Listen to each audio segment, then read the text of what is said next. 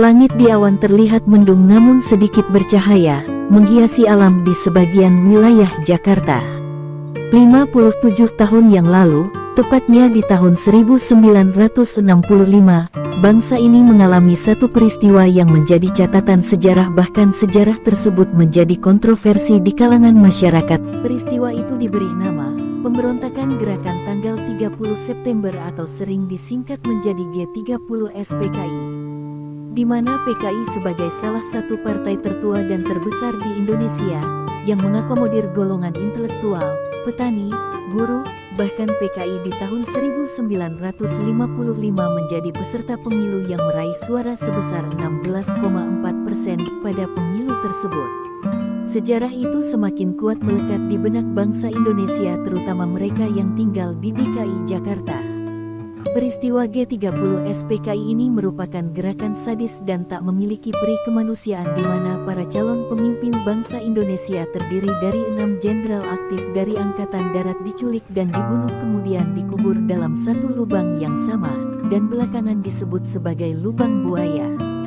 Tepat di tanggal 30 September tahun 1965 malam hari, gerakan itu dipimpin oleh D.N. Aidit yang merupakan pemimpin PKI terakhir sebelum ditumpas dan dilarang di negeri tercinta ini.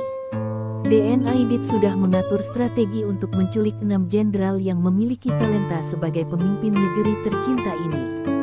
Mereka adalah Letnan Jenderal Anumerta Ahmad Yani, Mayor Jenderal Raden Hartono, Mayor Jenderal M.T. Haryono, Mayor Jenderal S. Parman, Brigadir Jenderal D.I. Panjaitan dan Brigadir Jenderal Sutoyo.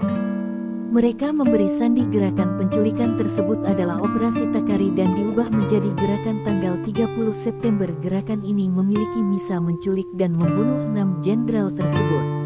Misi itu berjalan dengan cepat dan rahasia, namun mengalami kegagalan yang mengakibatkan gerakan balik oleh TNI yang disebut dengan penumpasan G30 SPKI.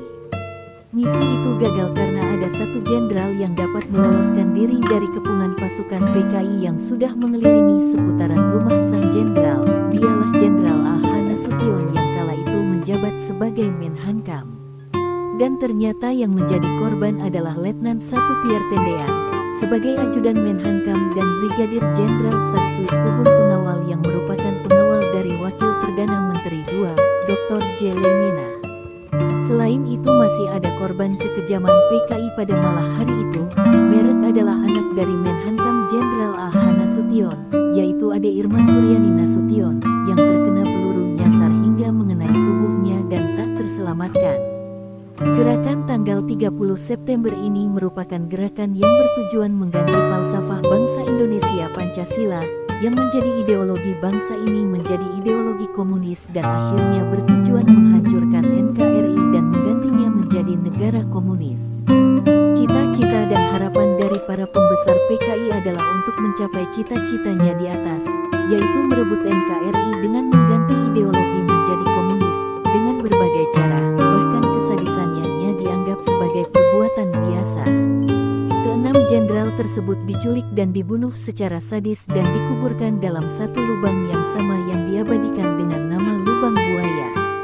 Setelah terjadinya penculikan tersebut, tersiarlah bahwa kondisi wilayah Jakarta kita dalam keadaan mencekam pasca penculikan para dewan jenderal yang dilakukan oleh PKI. Gerakan ini dan markas PKI di seputaran wilayah lubang buaya dapat ditumpas dan ditemukan lubang tempat para jenderal dikuburkan dalam satu lubang. Penggalian lubang tersebut dan mengangkat mayat para jenderal membuat suasana mencekam dan haru. Tangisan para masyarakat, para prajurit dan para perwira di negeri ini tumpah ruah dan benar-benar menyayat hati. Selamat jalan pahlawanku. Semoga Tuhan memberikan tempat terbaik untuk kalian.